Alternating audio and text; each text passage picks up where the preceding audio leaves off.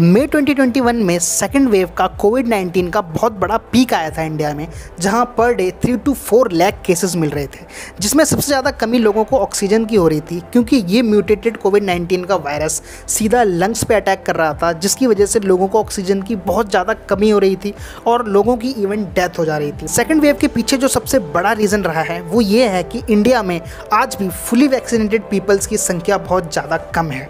तो आज भी लोग इतनी डेथ के बाद भी मेंटली प्रिपेयर नहीं है वैक्सीनेशंस को लेके। कुछ विलेजेस में लोग आज भी इतने र्यूमर्स पे जी रहे हैं कि वैक्सीनेशंस को लेके सीधा डिनाई कर रहे हैं। तो अकॉर्डिंग टू यू, क्या इनके जवाब आपके पास हैं कि इंडिया में आज भी लोग वैक्सीन्स को लेके प्रिपेयर क्यों नहीं हैं, जहां बहुत सारी वेस्टर्न और यूरोपियन कंट्रीज़ ने अपनी कंट्री को फुली वैक्सीनेट करके एक मास वैक्सीनेशन ड्राइव के थ्रू अपनी कंट्रीज़ को कोविड फ्री डिक्लेयर कर दिया है। इससे पहले बात करें कि वैक्सीनेशन क्यों एक ह्यूमन बॉडी के लिए बहुत ज़्यादा ज़रूरी है। आपको ये जानना बहुत ज़रूरी है कि कैसे एक वायरस ह्यूमन बॉडी पे अफेक्ट करता है या फिर इम्पैक्ट डालता है। तो जब भी आपने एक विजुअल देखा होगा कोविड के वायरस का, आपने देखा होगा कि इसके बाहर कुछ कांटे और एक गोल सी बॉल नज़र आती है। तो इसके जो बाहर के कांटे हैं इनको हम स्पाइक प्रोटीन्स कहते हैं। और जब भी आप इस वायरस के अंदर देखेंगे किसी फोटो में, तो आपको कुछ ऐसे थ्रेड नज़र आएंगे जो इसका जेनेटिक मटेरियल होता है, और इस जेनेटिक मटेरियल को आरएनए कहते हैं। जैसे ह्यूमन बॉडी में डीएनए होता है, वैसे ही इसको आरएनए कहा जाता है। और हमारा जो लंग्स होता है, लंग्स के ऊपर कुछ रिसेप्टर्स लगे होते हैं जो प्रोटीन्स को और विटामिन्स को बॉडी के अंदर जाने में मदद करते हैं। तो ये वायरस जब हमारे बॉडी के अंदर एंटर करता है, जब भी किसी की स्नीजिंग या फिर कफ के थ्रू हमारे बॉडी में एंटर करता है, तो ये डायरेक्ट जाके लंग्स से कांटेक्ट में आता है। और लंग्स में कांटेक्ट से आते ही जो इसके रिसेप्टर्स हैं और जो कोविड वायरस के स्पाइक प्रोटीन्स हैं, ये कांटेक्ट में जैसे ही आते हैं, जो हमारे लंग्स का रिसेप्टर होता है इसको हमारी बॉडी में लंग्स में खींच लेता है या फिर इनहेल कर लेता है। जैसे ही वायरस हमारी ह्यूमन बॉडी के अंदर घुसता है, घुसते ही ये न्यूक्लियस से परमिशन लेता है कि राइबोसोम कहाँ है। राइबोसोम बेसिकली हमारी बॉडी की एक फोटोकॉपी मशीन्स होती है जो इन प्रोटीन्स को और विटामिन्स को मल्टीप्लाई करने में मदद करती है और बहुत तेज़ी से इनकी रेप्लिका बनाती है। जब भी हम कोई भी चीज़ खाते हैं तो हमें उससे विटामिन मिलता है, तो इन लंग्स के रिसेप्टर्स के थ्रू वो विटामिन हमारी बॉडी में एंटर करते हैं, और एंटर करते ही जो हमारा राइबोसोम होता है वो उसकी बहुत सारी रेप्लिका कॉपीज़ बनाना स्टार्ट कर देता है। तो सेम प्रोसेस वायरस के साथ होता है। वायरस जैसे हमारी बॉडी में एंटर होता है, हमारा लंग्स इसको परमिशन देता है कि राइबोसोम पे जाना है, और राइबोसोम पे जाते ही काम शुरू होता है रेप्लिकेशन का। जैसे ही रेप्लिकेशन स्टार्ट होती है, हमारा राइबोसोम बहुत सारी मल्टीपल कॉपीज़ इन वायरसेस की बनाना स्टार्ट कर देता है, और ये वायरस की कॉपीज़ इतनी तेज़ी से बनती हैं कि मिलियंस और थाउजेंड्स कॉपीज़ 1 या 2 दिन में बननी स्टार्ट हो जाती है। कभी कभी आपने देखा होगा मैक्सिमम 7 डेज़ का टाइम भी लग जाता है हमें ये पता लगाने में कि हमारी बॉडी कोविड के वायरस से अफेक्टेड है। तो अब होता ये है कि जैसे ये कॉपीज़ बहुत तेज़ी से बनने लग जाती है, हमारी बॉडी में एंटीबॉडीज़ क्रिएट होने लग जाती हैं, जो एंटीबॉडीज़ ये देखती हैं कि कुछ अननोन एक्टिविटी हमारी बॉडी में पाई जा रही है। तो ये एंटीबॉडीज़ इन वायरसेस से लड़ने लग जाती हैं, और लड़ते लड़ते जो हमारे बॉडी का डिफेंस मैकेनिज्म है वो ऐसा काम करता है कि हमारी बॉडी बहुत ज़्यादा वार्म अप और हीट हो जाती है, जिसको आप बुखार या फिर फीवर कहते हैं। तो एक मजबूत इम्यून का बंदा इतनी एंटीबॉडीज़ क्रिएट कर लेता है 5 to 6 डेज़ में कि जो ये वायरसेस हैं इनसे लड़ा जा सकता है, और एक लो इम्यून का बंदा इतनी एंटीबॉडीज़ नहीं क्रिएट कर पाता कि इन वायरसेस से लड़ा जा सके, और एट लास्ट उसकी बॉडी रिस्पॉन्स करना बंद कर देती है या फिर डेड कर देती है। तो आपने ये स्टडीज़ पढ़ी होंगी कि जिसका इम्यून अच्छा है वो वायरस से लड़ सकता है। तो इसके पीछे बेसिकली रीज़न यही है कि एक हेल्दी इम्यून का बंदा इतनी एंटीबॉडीज़ क्रिएट कर लेता है कि इन वायरस से बहुत ईजिली लड़ लेता है, और एक लो इम्यून का बंदा इतनी एंटीबॉडीज़ नहीं क्रिएट कर पाता कि इन वायरस से लड़ सके, और बहुत सारी कॉपीज़ बनने की वजह से जो लंग्स है वो ब्लॉकेज हो जाता है और ऑक्सीजन की कमी होना स्टार्ट हो जाती है। एज यू नो कि जो हमारा लंग है वो ऑक्सीजन पंप करता है और ऑक्सीजन को फिल्टर करता है।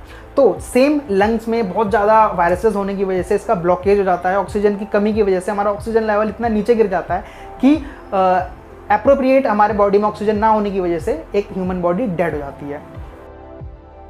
होप आपने ये समझा होगा कि कैसे वायरस ह्यूमन बॉडी पे अफेक्ट करता है। अब आपको ये जानना बहुत ज़रूरी है कि कैसे एक वैक्सीनेशन ह्यूमन बॉडी को सेफ बनाती है, इवन 90% सेफ बनाती है।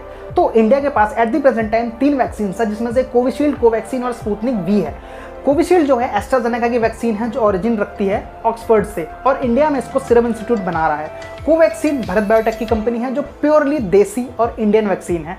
तीसरी स्पुतनिक वी रशिया की वैक्सीन है जिसको इंडिया में डॉक्टर रेड्डी बना रहा है। अब होता ही है जब इन वैक्सीन्स को ह्यूमन बॉडी में इंजेक्ट करा जाता है तो सिर्फ 0.5 ml ही इंजेक्ट करा जाता है, क्योंकि ये वैक्सीन्स बनाई गई हैं mRNA वायरसेस पे, और mRNA वायरसेस को बहुत ज़्यादा डेड और कमज़ोर करके इन वैक्सीन्स में डाला गया है। जो mRNA है, RNA है, इसका जेनेटिक मटेरियल है जिसको बहुत ज़्यादा कमज़ोर करके इन वैक्सीन्स में डाला गया है, फिर ह्यूमन बॉडी में इंजेक्ट करा जाता है। फिर होता ये है जब ह्यूमन बॉडी में इंजेक्ट हो जाती हैं तो हमारी बॉडीज़ बहुत तेज़ी से एंटीबॉडीज़ क्रिएट करने लग जाती है।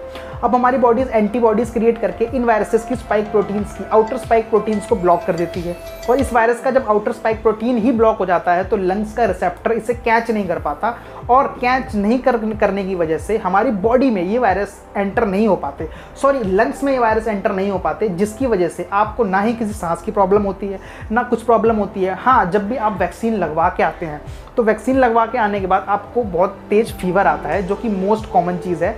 इवन WHO ने भी ये कहा है कि वैक्सीनेशन के बाद थोड़ा सा आपको फीवर आएगा ही, जो कि ऑब्वियस चीज़ है कि आपकी बॉडी जब भी एंटीबॉडीज़ क्रिएट करती है तो आपकी बॉडी को बहुत ज़्यादा वार्म कर देती है और आपकी बॉडी बहुत ज़्यादा वीक हो जाती है कुछ टाइम के लिए, जिसकी वजह से आपको फीवर आता है। कुछ लोगों में ये र्यूमर्स हैं कि जो फीवर आ रहा है उससे आपकी डेथ हो जाएगी, उससे आपकी बॉडी में अनवांटेड एक्टिविटीज़ होंगी। तो अगर आपने साइंस पढ़ी होगी तो ये बहुत कॉमन चीज़ है, जब भी आपका इम्यून सिस्टम एंटीबॉडीज़ क्रिएट करता है तो आपको थोड़ा सा फीवर आता है। तो एंटीबॉडीज़ क्रिएट होने की वजह से इन वायरसेस की स्पाइक प्रोटीन्स को पहचान के ब्लॉक कर दिया जाता है, जो इन रिसेप्टर्स पर टच होकर हमारे लंग्स में नहीं जा पाती। ऐसे वर्क करती है एक वैक्सीन। दूसरा डोज इसलिए लगाया जाता है कि अगर आपको डायरेक्टली दोनों डोज दे दिए जाएंगे तो बहुत तेज़ी से एंटीबॉडीज़ अगर क्रिएट होने लग गई तो आपका इम्यून इतनी तेज़ वर्क करने लग जाएगा, उससे हो सकता है आपकी डेथ भी हो जाए, क्योंकि आपकी बॉडी जब भी एंटीबॉडीज़ बनाती है तो आपकी बॉडी को बहुत ज़्यादा वीक कर देती है और फीवर रेस कर देती है। तो अगर फीवर तेज़ हुआ 104, 105 तक पहुंच गया तो आपका ब्रेन डैमेज की भी प्रॉब्लम्स आ सकती हैं। इसलिए इन वैक्सीन्स को 2 ट्रायल्स में दिया जाता है, dose 1, dose 2।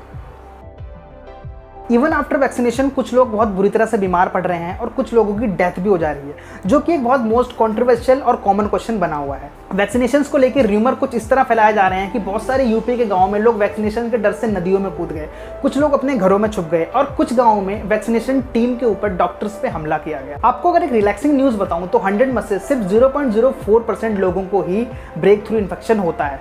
Break through infection उसे कहते हैं जो वैक्सीनेशन के बाद लोग बीमार पड़ते हैं। अब इसके पीछे बहुत डायनेमिक रीज़न हो सकते हैं कि ये जो वायरस है ये अपने म्यूटेट्स को चेंज करता रहता है, खुद को म्यूटेट करता रहता है और अपने टाइप्स को बदलता रहता है। तो इट कुड भी अगर आपको कोई वायरस एक ऐसा इंपैक्ट कर रहा है जो इस वैक्सीन पे असरदार ना हो।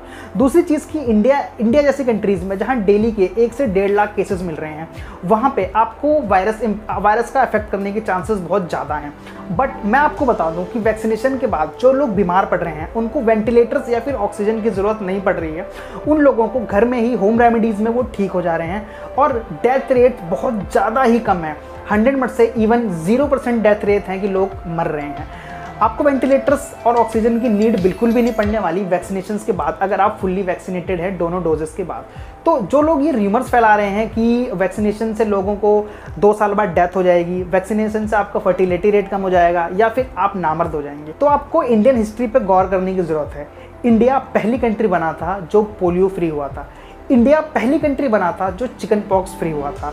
Spanish flu, swine flu, Zika और रेबीज़, ये सारे वायरसेस आज अगर ग्लोबली ख़त्म हो गए हैं तो रीज़न सिर्फ एक है, वैक्सीनेशन।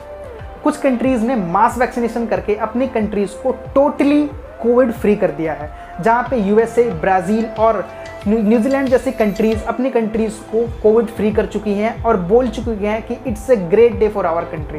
तो क्यों ना इंडिया में मास वैक्सीनेशन करके हमारे इंडिया को कोविड फ्री कर दिया जाए, क्योंकि अगर एक्सपर्ट्स की मारें तो 3rd वेव आती है तो 3rd वेव में जो सबसे ज़्यादा इम्पैक्ट होगा वो यंगस्टर्स को होगा। बट अगर हम इंडिया को ये ईयर एंड होते होते 50% फुल्ली वैक्सीनेटेड कर देते हैं तो बची हुई 50% पॉपुलेशन में से 15% पॉपुलेशन ऐसी है जिसको डायरेक्टली या इनडायरेक्टली कोविड हो चुका है। तो जिनको कोविड हो चुका है उनकी बॉडीज़ में ऑलरेडी एंटीबॉडीज़ बन चुकी हैं, तो वो लोग ऑलरेडी सिक्योर हैं इस वायरस से।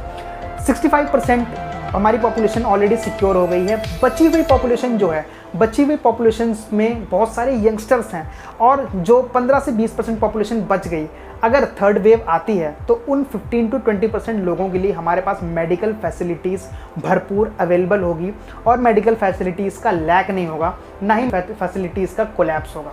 तो ईयर एंड होते होते अगर हम 50% पॉपुलेशन को वैक्सीनेट कर देते हैं तो थर्ड वेव से इंडिया जैसी पॉपुलेटेड कंट्री को बचाया जा सकता है। तो आपको करना ये है कि सबसे पहले खुद को वैक्सीनेट करना है। दूसरी, अगर आपके आसपास कोई ऐसे लोग हैं जो ये कह रहे हैं कि वैक्सीनेशन से नुकसान है या फिर वैक्सीनेशन से उनको प्रॉब्लम है, उनकी फैमिली को प्रॉब्लम है, तो उनको ये चीज़ें समझाइए, उनको ये चीज़ें क्लियर करिए कि वायरस कैसे अफेक्ट करता है, वैक्सीन कैसे वर्क करती है और वैक्सीनेशन के बाद कैसे खुद को सिक्योर कर सकते हैं।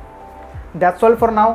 ये वीडियो आप जितने ज़्यादा लोगों को शेयर करेंगे, आप उनको हेल्प कर सकते हैं वैक्सीनेशन ड्राइव में और लोगों को वैक्सीनेट होने में।